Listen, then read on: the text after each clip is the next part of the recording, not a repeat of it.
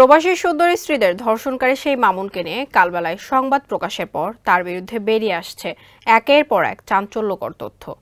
টাকার জন্য প্রবাসীদের স্ত্রীদের পাশাপাশি সে টার্গেট করত বেকার যুবকদেরও। নানা রকমের উচ্চাভিলাষী প্রলোভন দেখিয়ে বেকার যুবকদের প্রতি মাসে 1 থেকে 1.5 লাখ টাকা বেতন দেবে বলে প্রত্যেকের কাছ থেকে 8 থেকে 10 লাখ টাকা করে হাতিয়ে নিত মামুন। কিন্তু প্রবাসে নেবার পর তাদের বেতন দিত 20 থেকে 30 হাজার করে। তার বিরুদ্ধে এসব প্রতিবাদ করলেই সৌদি আরবে গড়ে তোলা তার টর্চার সেলে নিয়ে তাদের পেটানো হতো। আলামিন ফোরকানের প্রতিবেদনে বিস্তারিত জানাচ্ছেন সুরজ আহমেদ।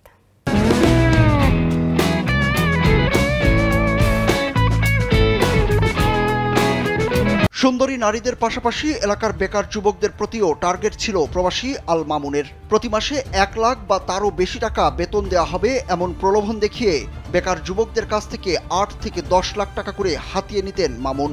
একসময় নদীতে মাছ ধরা সেই মামুন আজ কোটিপতি।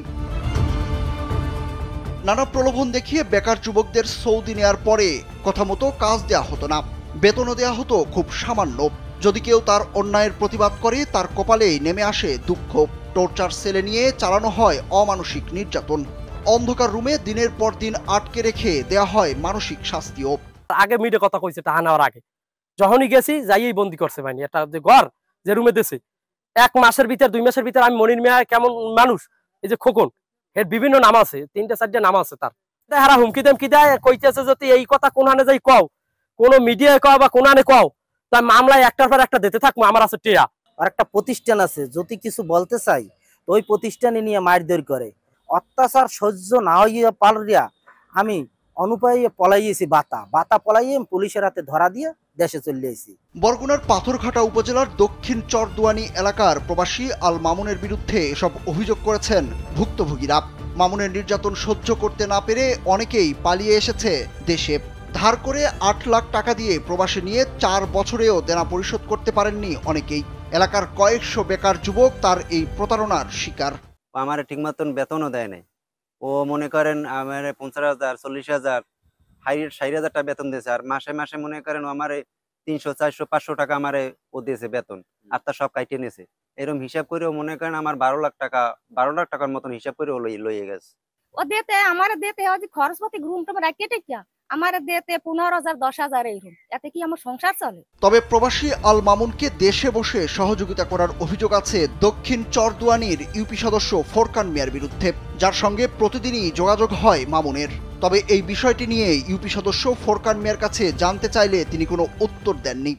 এই বিষয়ে আপনার কি বক্তব্য আছে? আমার কোনো বক্তব্য নেই। মামুনের কি আপনি সরকার দেন?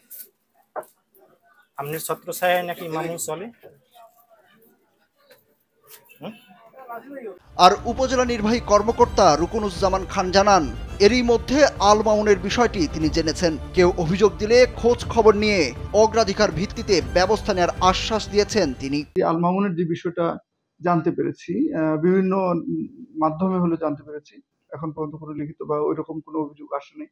তো আমার তরফ থেকে বা উপজেলা প্রশাসনের পক্ষ থেকে এরকম কোনো ধরনের কোনো অভিযোগ যদি পাওয়া যায় যেটা আমাদের পর্যায়ে নিষ্পত্তিযোগ্য, সেটা ডেফিনেটলি সেটা ব্যবস্থা নেব। বা আমার উপজেলা অন্য কোনো দপ্তরের মাধ্যমে নিষ্পত্তিযোগ্য যদি এরকম কোনো বিষয় থাকে, ডেফিনেটলি সেটার ব্যবস্থা নেওয়া হবে। মামুন প্রবাসীদের সুন্দরী স্ত্রীদের টার্গেট করে প্রথমে তাদের স্বামীকে বিদেশ নেয়ার ব্যবস্থা করেন। এরপর প্রবাসের স্বামীকে জিম্মি করে দেশে থাকা স্ত্রীকে ভিডিও কলে নগ্ন হতে বাধ্য করতেন। এক পর্যায়ে দেশে এসে ওইসব প্রবাসীদের স্ত্রীদের ধর্ষণ করতেন।